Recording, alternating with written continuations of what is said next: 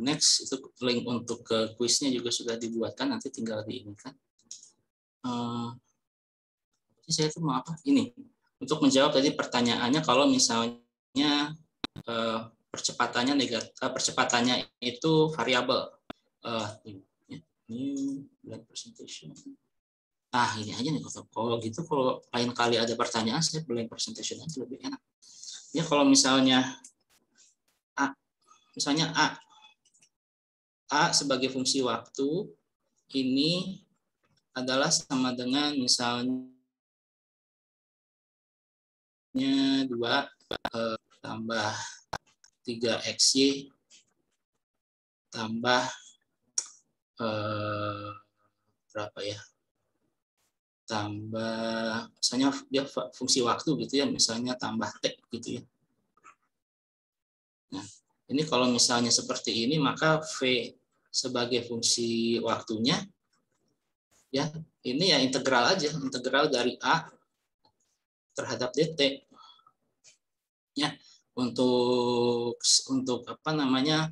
Untuk ini. Jadi nanti kita dapatkan kira-kira gitu ya. Dia ini adalah sama dengan 2t ya ditambah 3xyt.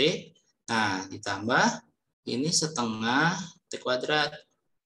Yang ini k, yang ini c, yang ini i. Ya. Jadi dari ini ke sini diintegralkan menjadi seperti ini, yang ini menjadi seperti ini, yang ini menjadi seperti ini. Ya. Ini kalau misalnya a-nya ini berupa variabel seperti ini. Tapi tentu saja ini ada petunjuk ya, ada note di sini sebetulnya. Ada note di mana x dan y ini bukan fungsi waktu.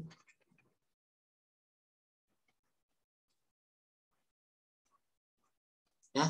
Jadi variabel, jadi walaupun nanti ketika ini kita akan cari berapa R-nya gitu ya. Nanti akan kita cari berapa posisinya terhadap waktu.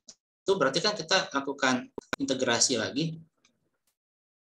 Sorry, ini bukan perkalian titik. Wah, ini salah saya. Misalkan. Nah, kayak gini kan. Nah, kayak gini. Nah, kalau seperti ini, kira-kira ini kan nanti jawabannya jadi T kuadrat, gitu ya. T kuadrat I ditambah berapa nih? 3/2 XY T pangkat 2, gitu ya. Kemudian ditambah T pangkat 3 1/6 K ini J. Nah, ini dengan catatan bahwa X dan Y ini bukan fungsi waktu. Ya, ini bukan fungsi waktu. Kalau dia fungsi waktu, wah, bubar. Ini nggak bisa kayak gini. Ya, ini langsung 3xy diintegralkan menjadi seperti ini, kemudian diintegralkan kembali menjadi seperti ini untuk posisinya. Nah, ini nggak bisa. Karena kalau ini fungsi waktu, berarti kita harus melakukan diferensiasi parsial. Nah, itu ribet. Ya, itu ribet. Tapi yang nggak tahu mudah-mudahan nggak ada ya untuk TPB seperti ini. Tapi ini kalau biasanya di mana ya, mekanika atau di mata kuliah fisika matematik atau di mata kuliah kalkulus gitu misalnya, mungkin ada yang seperti ini. Tapi kalau X dan Y-nya ini bukan fungsi waktu, ya mudah. Jadi jawabannya tinggal ini saja, variabel yang di AX, percepatan arah X diintegralkan terhadap waktu, kita dapatkan kecepatan dalam X. Diintegralkan lagi terhadap waktu, kita nanti dapatkan fungsi posisi terhadap waktu, fungsi posisi yang merupakan fungsi waktu. Nah, seperti itu. Ini baru bisa kalau misalnya X dan Y-nya bukan fungsi waktu. Tapi kalau dia itu fungsi waktu, wah itu ininya ini apa namanya lumayan susah, dan perangkat matematiknya belum belum Anda pelajari di sini gitu. Belum Anda pelajari di mana di matematika dasar pun belum diajari gitu. Makanya enggak, kita membatasi untuk gerak untuk gerak 2 dimensi biasanya gerak 2-3 dimensi biasanya fungsinya tuh yang tidak saling yang tidak ini loh. Misalnya tidak ada variabel yang ternyata dia merupakan fungsi waktu juga gitu. Jadi kalau misalnya betul-betul variabelnya 3xy seperti ini, dipastikan xy-nya itu tidak fungsi waktu gitu. Kalau iya, nah itu berabe nanti. Nah, tadi ada pertanyaan lanjutannya gimana? Silakan. Pak, kalau misalkan ada grafik gitu, A terhadap T, terus si A-nya tuh nggak lurus gitu, punya kemiringan. Oh, ini berarti kayak ini gitu gerak satu dimensi ya? Iya, Pak. Ya harus tahu ininya. Misalnya kayak gini. Misalnya nggak lurus, misalnya gimana gini? Itu? Misalkan ya kayak gitu. Ya, kayak gini kan? A gitu kan? Nah, iya. kalau seperti ini tidak ya caranya ya harus kita tahu dulu ini grafiknya grafik apa? Ya, grafiknya grafik apa? Ini berarti grafiknya ini identik dengan fungsi eksponensial nih. Eksponensial apalah gitu ya. Jadi kalau misalnya Anda lihat di Wikipedia fungsi eksponensial ini ada suku yang grafik A-nya tuh yang bentuk grafiknya seperti ini. Nah, jadi pertanyaan lugas dari pertanyaan Anda supaya Anda bisa mencari A, kemudian mencari V dan kemudian mencari X, fungsinya ini harus tahu apa? Harus tahu gitu loh. Ini meter per detik kuadrat. Harus tahu dulu bentuk ininya tuh apa, ya. Apa itu namanya, bentuk dari si persamaannya ini apa? Karena kalau enggak Anda nggak bisa selesaikan, nggak akan bisa selesaikan, sehingga rumit. Yang bisa dilakukan mungkin ya ini kalau tidak ada petunjuk lagi, adalah melakukan linearisasi. Jadi melakukan linearisasi itu adalah membentuk segmen-segmen di mana kita anggap dia itu linear. Itu bisa juga mempermudah sebetulnya. Ya, jadi kalau secara keseluruhan mungkin ini fungsinya ini adalah fungsi eksponensial. Fungsi eksponensialnya ini adalah sebuah konstanta dikalikan T gitu ya. Nanti Anda cek di Wikipedia juga boleh, atau di buku kalkulus. Jadi bentuk yang meluruh kurvanya seperti ini nih biasanya berkaitan dengan sebuah fungsi eksponensial. Tapi bisa juga dia begini, bikin aja segmen-segmen seperti misalnya untuk segmen yang ini dia kemiringannya ini. Ya, kemudian yang ini dia begini. Ya, atau kemudian dia begini. Ya, sehingga nanti Anda punya dua buah persamaan garis lurus sehingga nanti bisa di segmen. Ya, dari sini ke sini, dari sini ke sini, kemudian dari sini ke dari T1 ke T2 ke T3 dan seterusnya gitu ya sampai terakhir ini misalnya T4. Nah, nanti ketahuan nih fungsinya misalnya apa. Kalau dilinearkan seperti ini misalnya nanti didapatkan fungsi A bagi A segmen 1 itu adalah sama dengan misalnya apa ya? Misalnya KT gitu ya, misalnya KT gitu ya dari kemiringan yang ini. Kemudian yang ya ditambah apa gitu ya, tambah konstanta gitu kan. Kemudian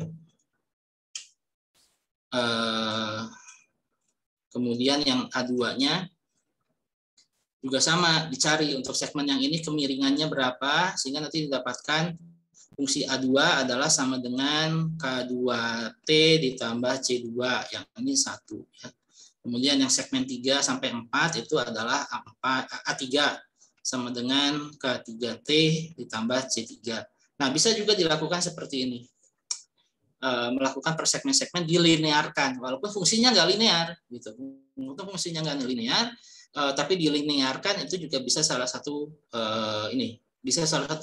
approach pendekatan supaya kita nanti akan dapatkan solusi kecepatan sebagai fungsi waktu dan juga nanti posisi sebagai fungsi waktu.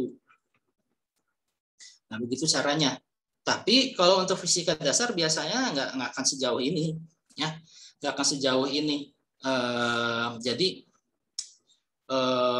percepatannya itu masih bisa dianggap sebagai sesuatu hal yang konstan, entah itu nanti konstannya 0 atau konstannya punya nilai tertentu gitu.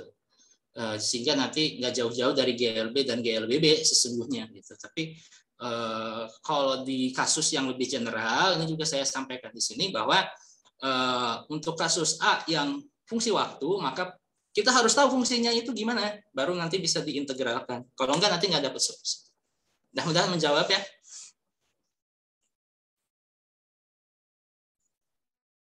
Ya Pak, makasih. Sama-sama. Nah, nanti bisa kita saksikan di kuliah setelah UTS 1, setelah ujian 1, kita akan belajar namanya itu getaran. Ya, kita nanti akan belajar getaran, osilasi harmonik sederhana, sama gelombang. Nanti kita lihat di situ ternyata percepatan fungsinya itu tidak lurus-lurus, ya. Jadi dia di contoh getaran saja kita bisa jumpai bahwa percepatan yang dialami oleh sebuah pegas yang bergetar itu dia itu fungsi harmonik gitu, fungsi sinus atau kosinus. Begitu pula dengan gelombang. Jadi percepatan dari naik turunnya amplitudo gelombang itu juga merupakan fungsi harmonik, ya. Jadi apakah di alam itu ada percepatan yang tidak konstan? Ya ada, kan itu kasus getaran, kasus penjalaran gelombang suara dan lain sebagainya, itu ada gitu. Jadi gelombang tali dan lain sebagainya, nah itu ada, bahwa percepatan yang fungsinya itu tidak yang tidak konstan itu ada, dan nanti akan kita pelajari pada saat mempelajari getaran dan gelombang seperti itu. Kalau yang di sini di kinematika kita akan temui hal-hal yang percepatannya cenderung konstan, ya. Yang percepatannya ini cenderung konstan. Bahkan untuk gerak melingkar pun, gerak sentripetal sendiri kan percepatan sentripetalnya konstan. Percepatan tangensialnya nanti akan kita ketahui juga, dia bergantung kepada alfa itu nanti akan bergantung pada jari-jari dan percepatan percepatan biasa percepatan linearnya. Nah, itu nanti kita akan gali lebih lanjut nanti di kinematika rotasi. Ya, seperti itu. Ya, silakan, ada pertanyaan lain? Pak, saya izin bertanya, Pak. Silakan. Tadi itu saya masih belum mengerti, Pak, maksudnya gerak dalam arah X dan Y yang tidak saling bebas itu maksudnya apa, Pak? Oh, ini gerak yang tidak saling bebas itu artinya ada kebergantungan terhadap Y di sumbu X dan ada yang bergantung pada X di sumbu Y gitu loh. Jadi kayak kayak gerak spiral. Gerak spiral itu kan ini salah satu contoh dari gerak yang ini kan dia tidak bebas gitu loh. Jadi pergerakannya dia dari arah X itu juga dikendalikan oleh Y gitu loh. Itu kan berarti tidak bebas. Kayak contoh yang ini. Nih. Kayak contohnya yang ini tadi. Misalnya R. Kalau gerak linear, gerak lurus. Kalau saya punya fungsi posisi, maka untuk komponen X, maka dia hanya X saja. Untuk Y, maka dia hanya Y saja. Begitu pula yang ke sumbu Z. Ya, ini berarti pergerakan saya ke arah X tidak bergantung kepada posisi saya di Y gitu loh. Tapi kalau misal ini artinya ini saling bebas. Tapi kalau misalnya posisi saya posisi saya di sumbu X itu dipengaruhi oleh Y, seperti ini, nah ini tidak bebas. Ini tidak bebas. Artinya pergerakan saya di sumbu X bergantung pula dengan ini variabel Y yang merupakan variabel alami untuk yang sumbu Y gitu loh. Jadi Y-nya bertambah, maka si X-nya ini juga mengikuti itu, merespon juga gitu, karena ada kebergantungannya dia terhadap Y gitu loh. Jadi pergerakan dia di sumbu X juga dipengaruhi oleh besar kecilnya atau bagaimana fungsinya dia terhadap variabel Y di sini gitu loh. Ini tidak saling bebas. Kalau saling bebas begini, yang di atas. Jadi pergerakan di X hanya dipengaruhi oleh X saja, gitu ya. Kemudian pergerakan dia di Y juga nggak bergantung pada yang lain, gitu. Variabel yang lain, seperti itu. Oke, Pak. Terima kasih banyak, Pak. Kayak gitu. Jadi kalau nah kemudian misalnya yang agak kompleks sedikit, misalnya ini, misalnya X-nya itu gini, ya, misalnya X atau seperti ini, kondisinya bisa juga seperti ini, misalnya R sama dengan XI, ya, XI bintang gitu ya, XI bintang ditambah Y, C ditambah ZK, gitu ya. Nah kalau dalam kondisi normal, X ini kan sama dengan X0 ditambah V0 X, T ditambah setengah AT kuadrat gitu ya. Begitu pula dengan Y. Y0 tambah V0 Y, T ditambah setengah AY, ini ada X-nya ya. Ada AX, AY, T kuadrat. Kemudian yang Z, ini adalah sama dengan Z0 tambah V0 Z, T ditambah setengah AZ kuadrat gitu ya, AZT kuadrat. Nah, kalau misalnya saya ada di situasi di mana X bintang ini adalah sama dengan X0 ditambah V0Y, nah, T ditambah setengah A X T kuadrat, ini juga tidak bebas. Karena pergerakannya dia di arah X bergantung kepada kecepatan arah Y. Nah ini nggak bebas. Kalau misalnya situasinya seperti ini. Yang betul-betul bebas adalah di mana kecepatan X, Y, dan Z itu saling lepas. Gitu loh. Sama seperti di gerak parabola, ya itu kan salah satu contoh yang di mana X dan Y-nya itu kecepatannya saling lepas. Kan? Yang menjadi pembeda itu bahwa kecepatan di gerak parabola sumbu tegaknya itu dipengaruhi oleh gravitasi yang membawa dia ke bawah, sedangkan yang X-nya dianggap tidak ada perlambatan dari udara kan, makanya tidak ada AX ya kan untuk gerak parabola, dia betul-betul menjadi GLB untuk yang pergerakannya di sumbu X. Nah ini kan itu kan salah satu contoh. Tapi bisa juga kalau misalnya ada sebuah fenomena atau ada objek yang kita amati, ternyata si pergerakan arah X-nya ini dipengaruhi oleh V0Y. Nah, ini nggak bebas. Ya. Ini salah satu contoh pergerakan yang atau fungsi posisi yang variabelnya tidak bebas. Nah, ini bisa seperti ini. Nah, ini apakah ada di alam seperti ya? Bisa aja ada. Gitu ya, bisa aja ada.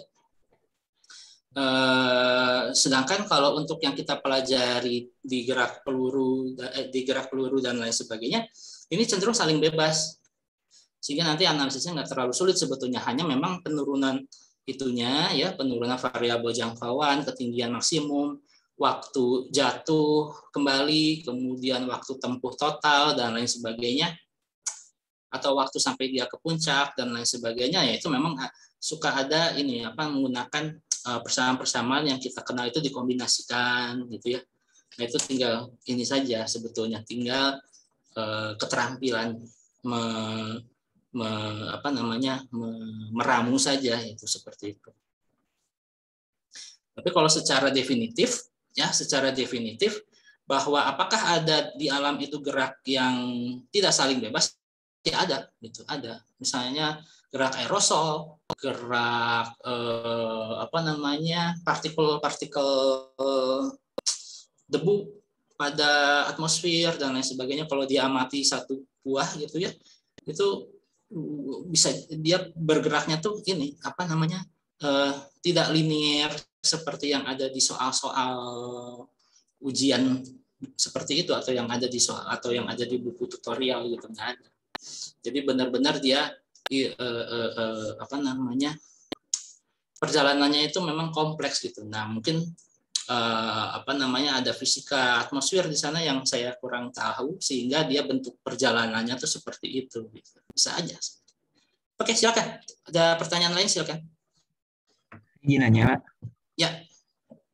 Berarti kalau misalkan di kinematika 2 dimensi, kecepatan itu tidak pernah dipengaruhi oleh perpindahan, Pak ya? Kecepatan tidak dipengaruhi. Oh, apakah fungsi dari kecepatan itu ada fungsi variabel perpindahannya?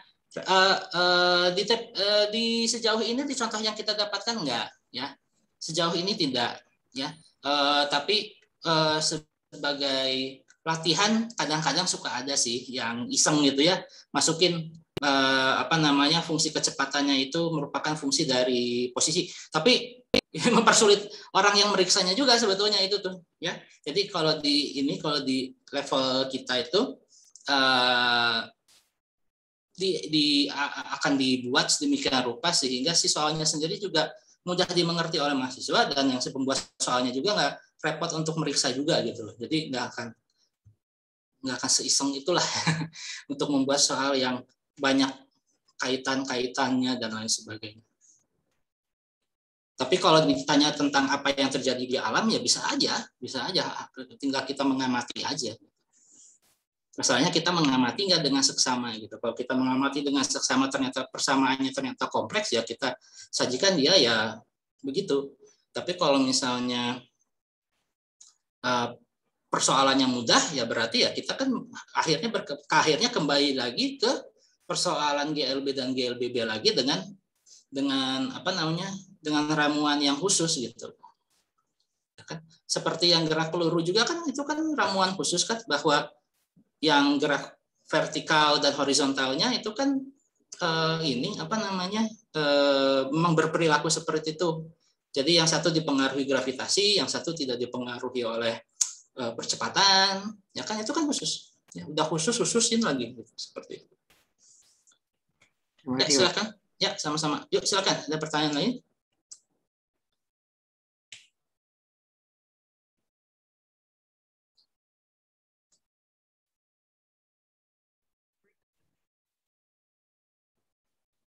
Oke, kalau tidak ada berarti kita tinggal ini aja nih. Menerangkan tentang gerak relatif. Gerak relatif. Sebentar, saya mau ke sini dulu, stop sharing dulu. Mana ya, sains? Oh ya, buku.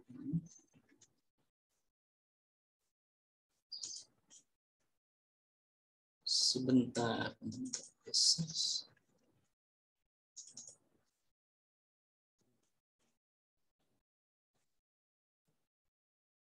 Oke, ada unit. Oke, kita cross check dulu dengan yang ada di ini. Oh ya, bentar. Ini Zoom. MS Teams-nya ditutup. Kemudian share screen kita buka. Oke, jadi kita tadi sudah untuk gerak melingkar kita mengenal konsep itu percepatan sentripetal, yaitu percepatan yang membawa gerak itu tetap pada lintasan yang melingkar karena dia dipaksa untuk ini percepatannya itu menuju ke titik pusat dari lintasan lingkaran tersebut. Kemudian ada periodenya, kemudian di sini ada ini penurunannya ya, penurunan dari kalau ini kecepatan linear ya, ini kecepatan linear yang V-nya ini, kemudian percepatan linearnya juga bisa kita hitung ya, percepatan linearnya adalah bentuknya seperti ini, di mana tapi di sini percepatan linearnya ini lebih kepada si percepatan radial. Percepatan radial atau percepatan sentripetalnya. Sedangkan yang tangensialnya itu baru nanti kita bahas di sini. Kita spoiler dulu aja. Mana ya? Spoiler. Rotation. Nah, di bab 10. Ya, nanti kita akan belajar yang percepatan tangensialnya itu di sini, yaitu yang kita kenal sebagai nanti percepatan sudut. Ya, percepatan sudut itu dari mana? Itu identik dengan percepatan komponen tangensial dari si partikel yang atau objek yang melakukan gerak melingkar itu. Tapi ini buat cerita nanti saja. Ya. Kalau di sini, kalau di kinematika, kita cukup mengenal yang namanya percepatan sentripetal saja. Nah, yang terakhir itu yang terkait dengan gerak relatif, di mana gerak dari suatu benda itu bisa diamati melalui dua buah kerangka inersial, ya, kerangka inersial yang diam atau yang ikut bergerak bersama objek yang diamati. Ini gimana sih nutupnya? Nah, ini kita zoom. Ya, jadi di sini tujuannya itu adalah supaya kita bisa menentukan arah dari kecepatan suatu objek relatif terhadap sesuatu, gitu ya, relatif terhadap suatu kerangka pengamatan. Nah, di mana tadi disebutkan bahwa kerangka inersial itu adalah sebuah kerangka pengamatan di mana dia memiliki kecepatan yang tetap atau dalam posisi diam, ya. Jadi kalau misalnya ada kalau ada dua orang pengamat, ya, dua orang pengamat, yang satu diam, yang satu bergerak, dan yang bergerak ini melakukan eksperimen, maka pengamatan terhadap eksperimen itu bisa menghasilkan interpretasi yang berbeda. Yang satu kan ilustrasinya di sini, ya. Yang satu ilustrasinya itu adalah gerak vertikal biasa, ya. Sedangkan yang satunya lagi yang di kerangka pengamatan yang diam, dia melihat karena si objeknya ini bergerak bersama dengan ini, ya, maka gerakannya ini menjadi parabola. Nah, walaupun dia sebetulnya menunjukkan fenomena yang sama, gitu. Jadi mana yang benar, gitu? Yang benar itu dua-duanya, gitu. Sebetulnya yang benar itu dua-duanya karena kebenarannya ini bergantung kepada si pengamat yang ikut bergerak dengan dia atau pengamat yang diam, gitu. Jadi kalau menurut pengamatan yang diam bahwa ini yang betul, ya, ini yang memang terjadi, gitu. Sedangkan untuk kerangka acuan yang bergerak bersama dengan benda ini, itu memang gerakan yang terjadi itu adalah yang naik turun vertikal saja.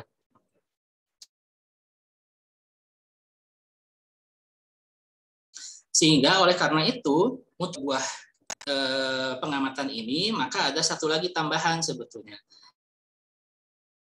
Nah, itulah yang makanya nanti kita akan suku ini dari gerak relatif ini.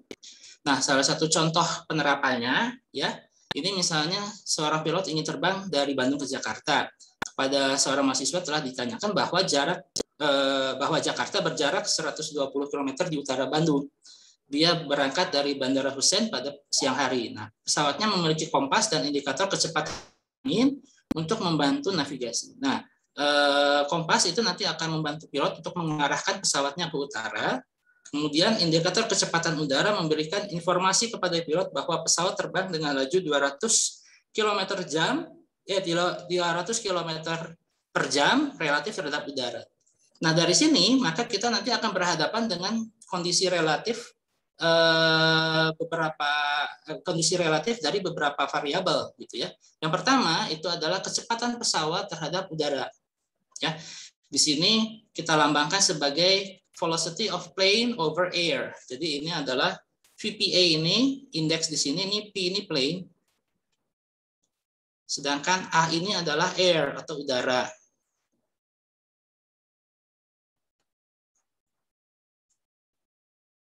Ya, jadi kita nanti akan punya kecepatan 200 ini, ya, laju 200 km per jam ini adalah relatif terhadap udara.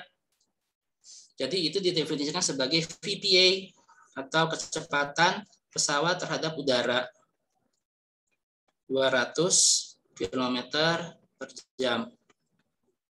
Nah, kemudian andaikan udaranya sendiri berhembus menuju timur, ya, menuju timur dengan kerangka acuan inersia yang dilakukan di tanah. Jadi ada kerangka acuan satu lagi yang ada di tanah, gitu ya. Nah, kalau di sini nanti akan kita dapatkan misalnya kecepatan udara terhadap tanah. Jadi di sini EA-nya itu adalah air atau wind atau angin, sedangkan G itu adalah ground atau tanah.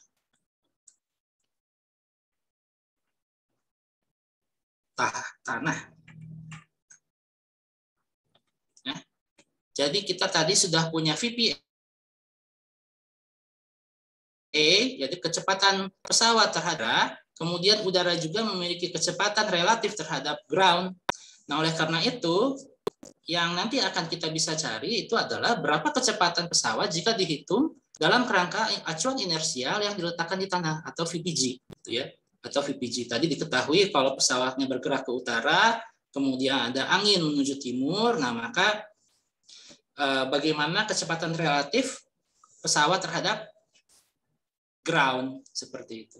Nah, ini sama aja dengan yang tadi, bahwa VPA ini kecepatan pesawat terhadap udara itu mirip dengan yang ini. Ya, mirip dengan situasi di mana orang yang pertama ini. Ya.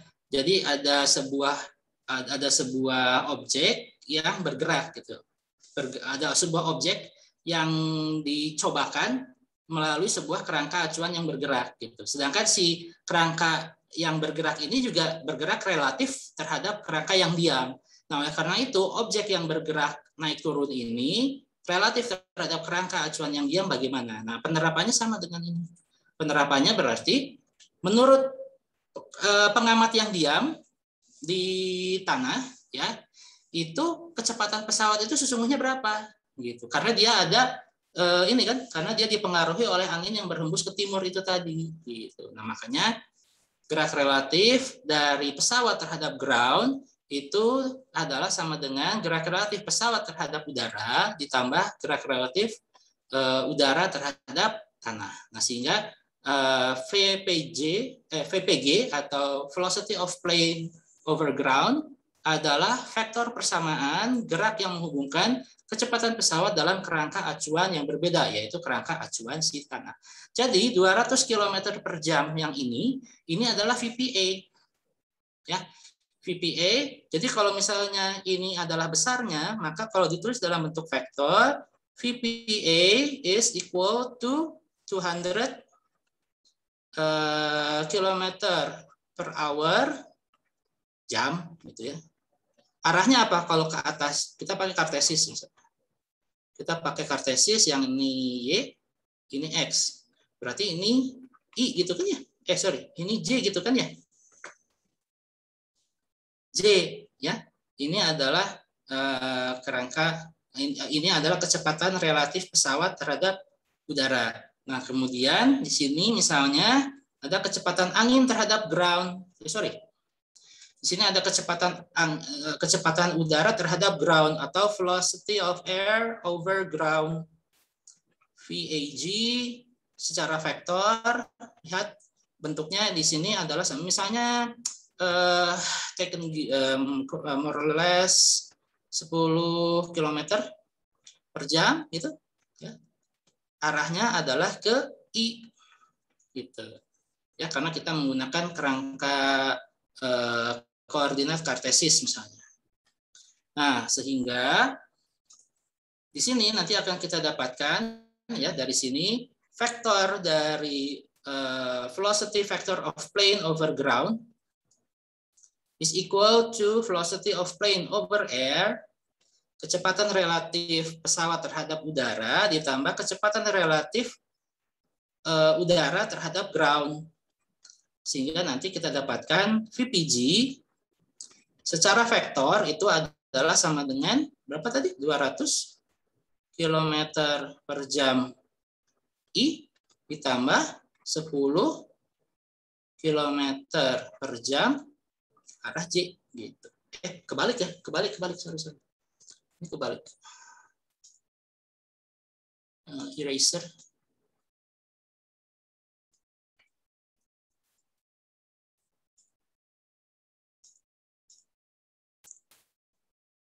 Berarti tadi berapa? 10 km per jam I ditambah 200 km per jam J. Nah, sehingga kalau kita mau tahu berapa besar dari kecepatan VPG atau lajunya, ya udah akar dari 10 kuadrat ditambah 200 kuadrat.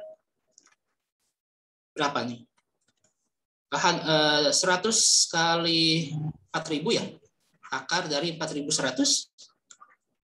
Ini berapa? 2.000 berapa ini? VPG.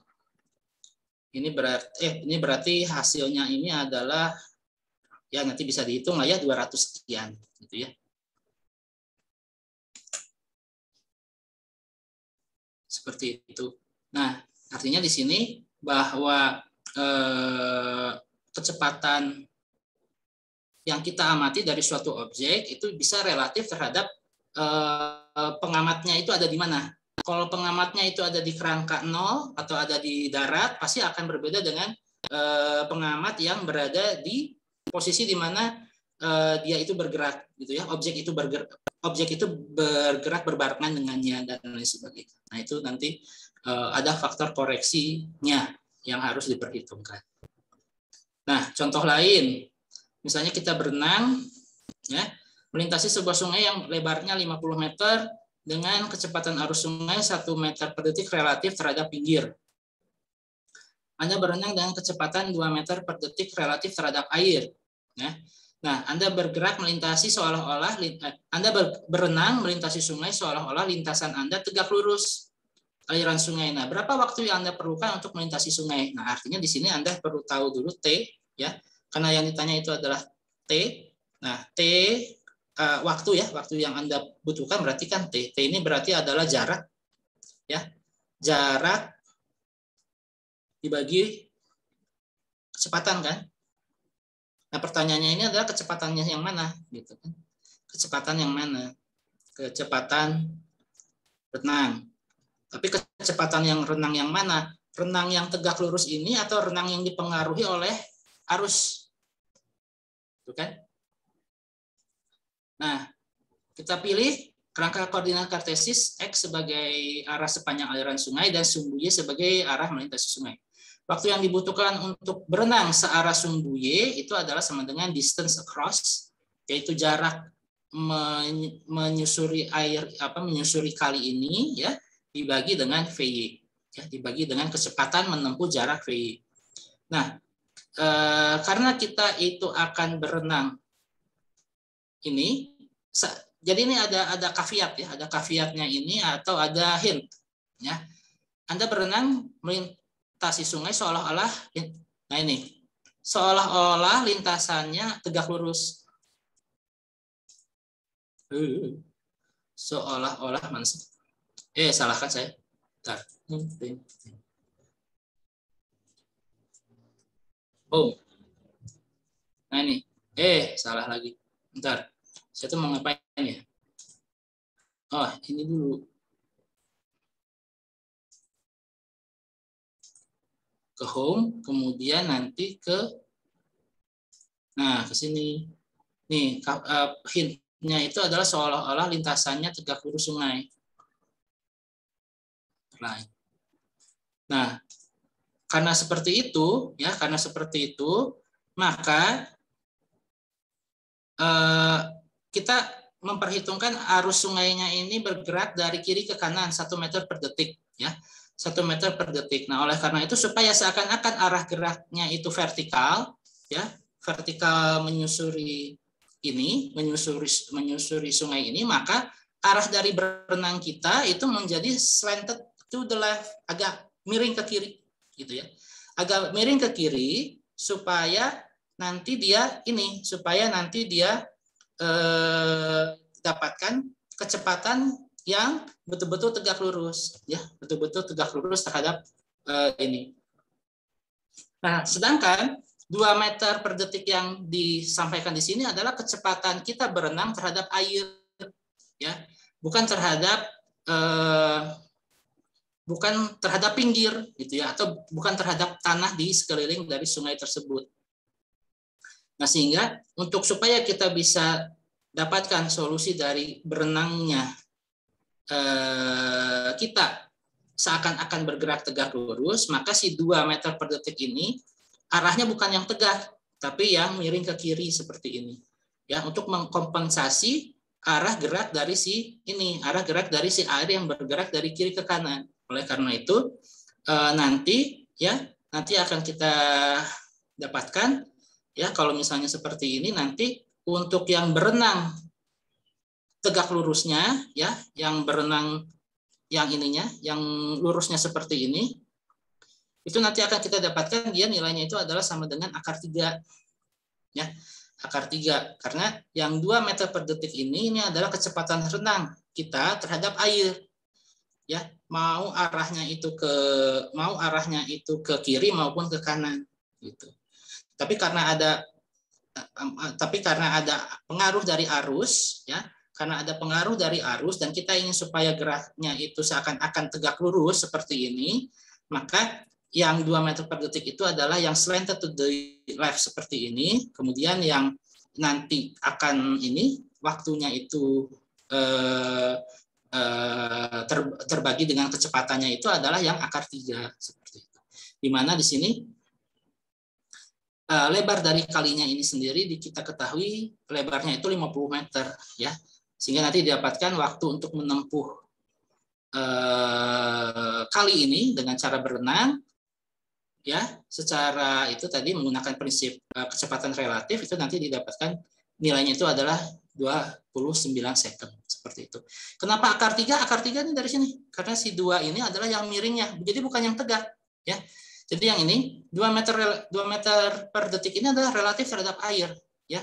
2 meter per detik ini adalah kecepatan renang kita relatif terhadap air.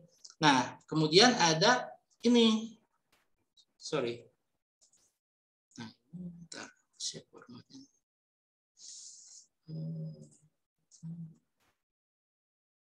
Oh, bentar. Ininya nggak kelihatan ya. Ininya nggak kelihatan. Sebentar. Ini. Oh, sorry. Berarti apa? Fill ya atau apa ini? Teks, sorry. Teks. Nah, ini sedangkan si ininya. Nah, ini outline. Nah, jadi kita mau berenang ya, kita mau berenang menyeberangi sungai ini, tapi si ininya meter per detik.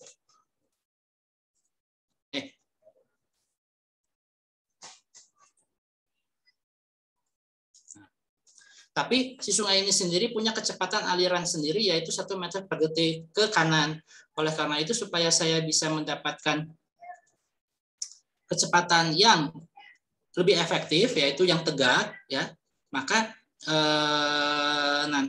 nanti saya harus berenang ke arah kiri gitu, sedikit ke kiri ya, sedikit ke kiri dengan kecepatan 2 meter per detik, kemudian dia dipengaruhi oleh aliran air yang 1 meter per detik, sehingga nanti kita dapatkan kecepatan berenang kita itu adalah sebesar akar 3 seperti itu.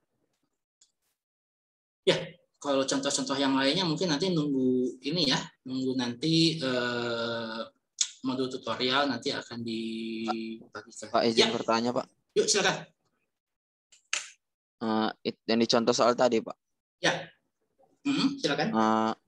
Kalau misalnya kondisinya bendanya itu dia bergerak tegak lurus, Pak. Lurus, jadi kan ke bawah ke air, jadi ke kanan. Ya. Nah, itu waktu untuk melintasi sungainya itu dibagi dengan kecepatan relatifnya apa yang tegak lurus, Pak? Dibagi dengan yang itu, yang kalau misalnya ternyata yang 2 meter per detik ini adalah yang tegak lurus misalnya ya. Iya, Pak. Kan pertanyaannya gitu. Berarti kan nanti akan kita dapatkan karena ke sini itu adalah 2, kemudian ada airnya ke sini 1, maka di sini kan kecepatannya ini kan menjadi berapa? Akar 5 ya? Akar 5, Pak. Akar 5 kan? Nah, tapi jaraknya Jaraknya kira-kira tetap 50 atau bukan 50? Nambah, Pak. Nambah. Makanya nggak efisien. Ya. Nah, makanya nggak efisien. Nah, supaya efisien adalah jarak yang ditempuhnya juga harus ya 50 itu. Karena kalau enggak dia kejauhan gitu. Nah, ini juga soal ini saya ingat dulu waktu zaman saya mahasiswa itu pernah jadi pertanyaan kalkulus 1 mirip dengan ini. Jadi ada kasus apa ini namanya? Seseorang melintasi berusaha menyeberangi sungai gitu ya dengan kecepatan tertentu. Nah, hitunglah kecepatan tentukanlah jarak minimum ya, jarak minimum yang ditempuh oleh orang tersebut. Tentukanlah jarak yang ditempuh oleh mahasiswa supaya jarak tempuhnya tuh minimum gitu loh ya, supaya jarak tempuhnya minimum ya, minimumnya itu kan ya lebar sungainya ini. Nah, bagaimana caranya gitu. Nah, tapi kalau yang di kalkulus itu saya lupa redaksi soalnya seperti apa, tapi kira-kira persoalannya mirip. Nah, kalau tadi seperti yang tadi Anda tanyakan, yang 2 meter per detik ini justru itu adalah yang tegak lurus, sedangkan si sungai ini ada kecepatannya sendiri yaitu 1 meter per detik, maka kecepatan renang kita menjadi akar 5 ya, menjadi akar 5 meter per detik. Nah, yang menjadi persoalan adalah T itu nanti siapa membagi siapa gitu. Nah, dari sini jelas bahwa kalau kasusnya seperti ini ya, kalau kasusnya seperti ini maka oke, di sini dia kecepatannya akar 5, fine. Tapi apakah jaraknya itu tetap 50? Kan tidak gitu. Makanya kita harus cari berapa jaraknya gitu. Karena yang pasti karena dia akhirnya berenang lebih dari 2 meter per detik ya, maka dan dia juga miring ke kanan gitu ya, maka jarak tempuhnya juga agak sedikit lebih sedikit lebih jauh. Nah, ini gini caranya, ya udah ini 50 ini 50. Nah, ini berapa jaraknya R gitu kan, ya udah ini kan berarti ada theta. Ini berarti cosinus theta adalah sama dengan 50 per R. Nah, ini juga sama dengan ini kan. Yang kecepatan ini kan sama nih. Jadi cosinus theta dari sisi kecepatan itu adalah sama dengan VR dibagi dengan VY. Ini berarti sama dengan VR-nya ini adalah 2 dibagi akar 5. Nah, ini cari aja sudutnya ini berapa. Ya udah. Berarti ini supaya kita dapatkan R ini adalah sama dengan 50 dibagi cosinus theta. Sama dengan 50 per 2 per akar 5. Nanti cari aja ini. R-nya ini berapa. Nah, inilah yang nanti akan, ini R bintang ya. Nah, jadi nanti R bintang inilah yang nanti akan dimasukkan untuk kasus yang seperti ini. Gitu ya. Untuk kasus yang seperti ini. Tapi tentu saja ini jadinya nggak efektif. Jadi waktunya lebih lama. Waktunya jadi untuk menyeberangi si sungai ini dia nggak 29 detik lagi, tapi lebih lama dari itu. Karena lintasannya juga kan lebih lama. Walaupun kecepatannya secara besar akar 5 ya. Walaupun secara ini akar 5, tapi dia si jarak yang ditempuhnya kan juga lebih panjang gitu. Nah, itu juga harus diperhitungkan. Jadi tidak tepat nanti 29 detik seperti yang tadi disebutkan di awal seperti itu. Mudah-mudahan menjawab. Oke, ada pertanyaan lain? Pak, maaf Pak, saya mau nanya Pak. Ya, silakan. Kan pas SMA pernah yang belajar gerak relatif yang terhadap kecepatan cahaya itu Pak. Oh, itu bedanya sama yang ini apa ya Pak?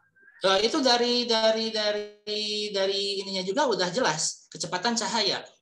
Kalau kita melakukan hal yang berkaitan dengan relativitas kecepatan cahaya, itu nanti berkaitan dengan teori relativitas khusus. Nah, itu bukan bagian dari kuliah kita sekarang. Itu nanti di semester 2.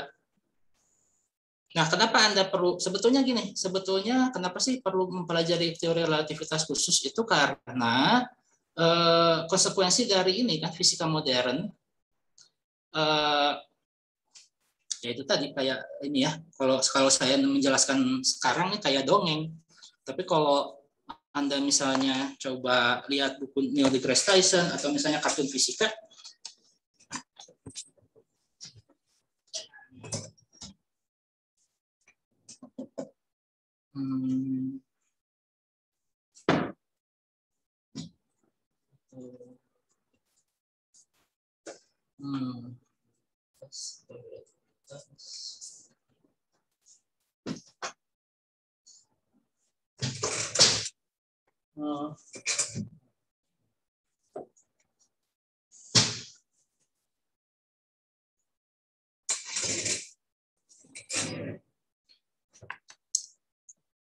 jadi sebelum masuk ke pembahasan tentang teori relativitas khusus nanti di fisika dasar 2, untuk untuk ya hanya untuk mencari tahu kenapa sih kita harus belajar teori relativitas itu ya dari ini pustaka-pustaka populer aja, siapa tahu di situ penyampaiannya lebih enak sebetulnya ya. Ya macam-macam, mulai dari ini kayak 7 pelajaran singkat fisika gitu ya, yang karangan Carol Rovelli, atau teori relativitas khusus dan umum Albert Einstein tapi diterjemahkan sama Pak Profesor Lee Wilarjo dari UGM. Kemudian dari ini revolusi fisika Van Klinken dari Sanata Dharma, kartun fisika yang diterjemahkan sama siapa ini? Johannes Surya gitu.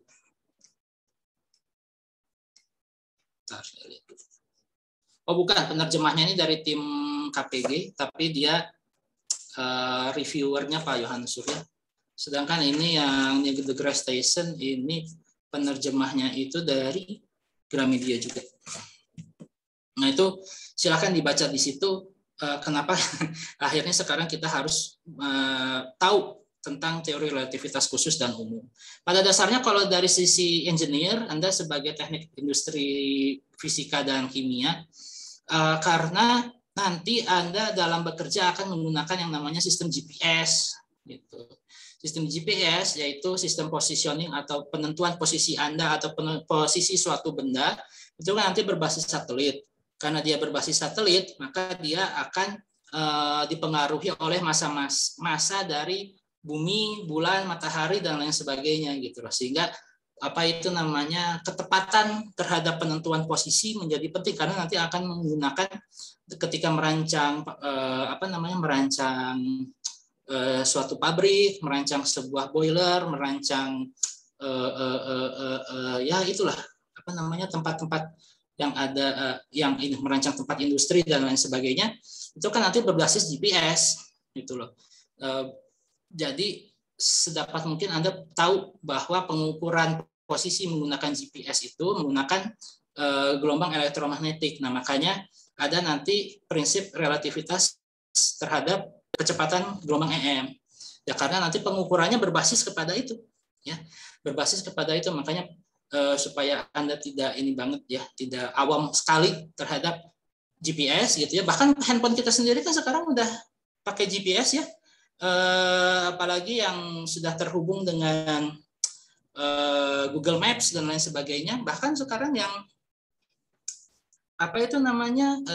aplikasi yang vaksinasi itu kan, yang Peduli Lindungi itu kan dia ini kalau misalnya kita bergerak dari satu tempat ke tempat yang lainnya kan kita langsung dikasih tahu hati-hati Anda memasuki daerah COVID ya kan dan lain sebagainya. Nah itu adalah bagian dari aplikasi GIS Geographical Information System untuk masyarakat awam maupun masyarakat yang nanti akan menggunakannya di skala industri. Teknik kimia, teknik fisika, teknik industri harus tahu bagaimana cara menggunakan GPS kalau nanti memang berkutatnya di lapangan ya. Beda nanti kalau misalnya Anda main spreadsheet, main komputer gitu ya, modeling dan lain sebagainya. Tentu saja pengetahuan tentang GPS nggak perlu amat. Tapi kalau misalnya Anda orang lapangan dan nanti Anda menggunakan GPS secara sering, ya Anda harus tahu bahwa penentuan posisi menggunakan GPS itu menggunakan prinsip penjalaran dari gelombang elektromagnetik karena itu tadi ada pemancarnya di bumi, kemudian nanti di satelit itu nanti akan merelay gitu ya, akan merelay sinyal-sinyal EM tersebut, sehingga setiap ponsel atau setiap GPS yang nanti akan terhubung itu bisa diketahui lokasinya secara precise gitu, dengan ketepatan akurasi yang tinggi gitu. Nah, makanya itu salah satu alasan praktisnya gitu, mengapa Anda harus nanti juga kan itu yang namanya Tesla dan Amazon itu juga kan nanti akan mengembangkan perjalanan wahana ke luar angkasa. Nanti dalam beberapa tahun kemudian mungkin nanti Anda ada yang bekerja di luar negeri dan lain sebagainya, ikut program NASA atau apa, jadi tahu bahwa mungkin nanti akan ada pembuatan boiler akan ada pembuatan instalasi sesuatu di luar angkasa ya, di mana posisinya itu menggunakan GPS dan lain sebagainya. Nah, itu pengetahuan terhadap teori relativitas umum dan khusus itu menjadi penting di situ. Tapi ya itu, kalau nanti kembali akhirnya nanti setelah ini Anda itu justru jadi ya yang hitung spreadsheet atau yang memodelkan dan lain sebagainya, memang nggak akan terlalu kepake gitu. Tapi setidaknya di fisika dasar sudah dipersiapkan ini loh, bahwa Anda belajar fisika yang mungkin belum ada hubungannya dengan kebutuhan Anda di tingkat 2 dan tingkat 3 itu, supaya nanti pada saat di tingkat 4 dan selanjutnya ya Anda udah punya basic, oh ternyata dipakainya di sini, oh ternyata seperti itulah. Nah, tadi sebelum saya melantur lebih jauh ke pertanyaan Anda tadi, nah kalau yang relativitas terhadap kecepatan cahaya itu bagaimana? Nah, itu kalau misalnya ini tadi yang saya ceritakan, kalau misalnya yang ini ya, misalnya ini nih, objek yang diamati oleh B. Jadi kalau misalnya ada objek yang dilakukan oleh A di kerangka koordinat yang bergerak dan dia bergerak dengan kecepatan cahaya, gitu ya. Maka bagaimana pengamatan yang ada di B gitu. Nah, itu yang nanti akan dipelajari di teori relativitas khusus. Bagaimana nanti pengaruhnya terhadap panjang ya, artinya posisi, bagaimana pengaruhnya terhadap waktu, bagaimana pengaruhnya terhadap massa, bagaimana pengaruhnya terhadap energi, momentum, dan lain sebagainya. Karena nanti pasti akan terjadi koreksi kalau misalnya objek ini bergerak dengan kecepatan cahaya gitu. Nah, itu untungnya tidak dibahas di preliminary ini. Ya, mudah-mudahan menjawab. Makasih, Pak. Oke, ada pertanyaan lain? Kalau tidak ada, ya kita selesai saja pertemuan kita hari ini. Nanti pukul 14.35 ada kuis pekanan. Kuisnya di EduNext ya, di sini. Ini saya sharingnya apa nih? Anda bisa lihat ini enggak? Anda bisa, sebentar saya ke ini. Nah, sekarang di layar Anda ada terlihat website 6 atau bukan? Iya, Pak, website 6. Yes. 6 ya. Oke. Jadi kalau misalnya saya ke EduNext, ya, kalau saya ke EduNext, kemudian ke website yang kelas, ya, nanti ini di bawahnya ada kuis pekan 2, ya. Nanti di sebelah sini nih, yang bagian bawah, kuis pekan 2, ya, nanti di open, ini masih di lock ya sama saya. Ini masih di lock. Nah, nanti pukul 14.32 nanti silahkan dikerjakan.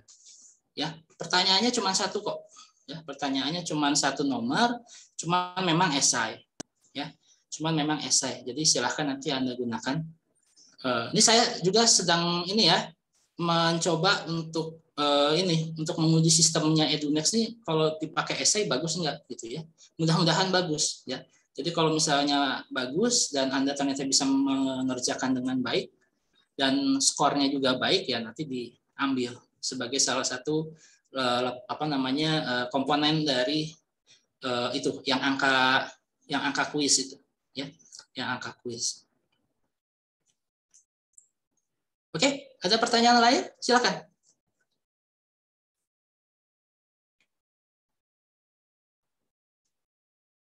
Oke, tidak ada. Oke, saya ke, ya silakan. Coba diulang lagi sekali yang seolah-olah lintasan tegak lurus aliran sungai itu, Pak. Gimana?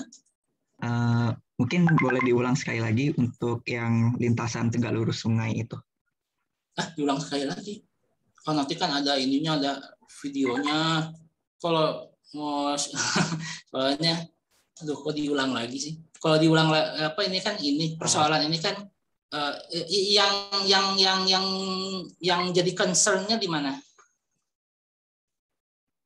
Itu kalau misalkan tidak diberitahukan tegak lurus gimana dong, Pak? Kalau nggak diberitahukan tegak lurus ya jadinya sulit ya.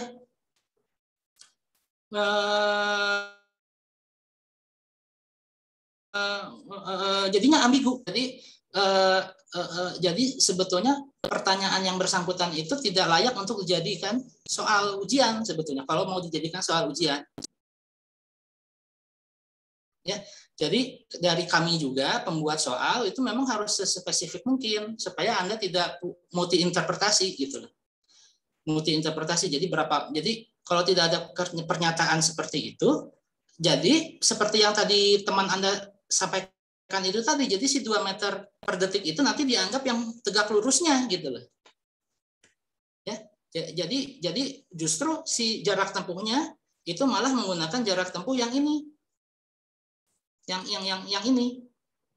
Nih yang ini gitu. Kalau pernyataan ini tidak ada. Kalau pernyataan ini ada justru mempermudah atau memperjelas bahwa saya itu sebetulnya ingin supaya si perenang ini ya itu bergerak berenang atau melintasi si sungai ini dengan jarak tempuh yang minimum sebetulnya. Jarak tempuh yang minimumnya ini kan sebetulnya ya lebar dari si sungai ini kan. Gitu. Jadi supaya dia itu bisa menempuh dengan jarak yang paling minimum dari lebar sungai ini, ya makanya si kecepatannya ini harus seolah-olah tegak lurus terhadap tegak lurus terhadap pinggir gitu loh. Tegak lurus terhadap pinggir karena 2 meter per detik ini adalah kecepatan relatif terhadap air gitu. Nah, kalau seolah-olah lintasan tegak lurus ini tidak disebutkan, maka 2 meter per detik ini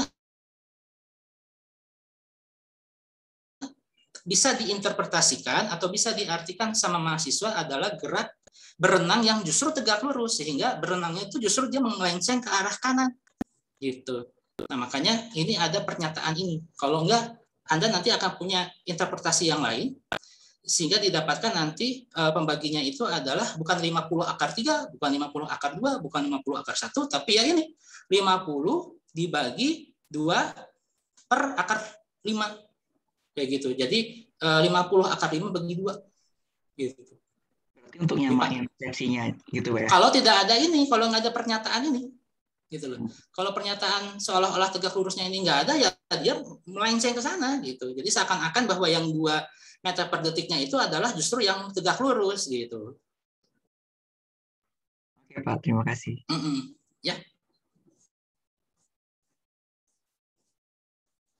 Ya, silakan. Ada pertanyaan lain? Nah, kalau tidak ada, kita ini dulu ya. Tutup dulu. Sebentar. Stop sharing. Kemudian stop recording.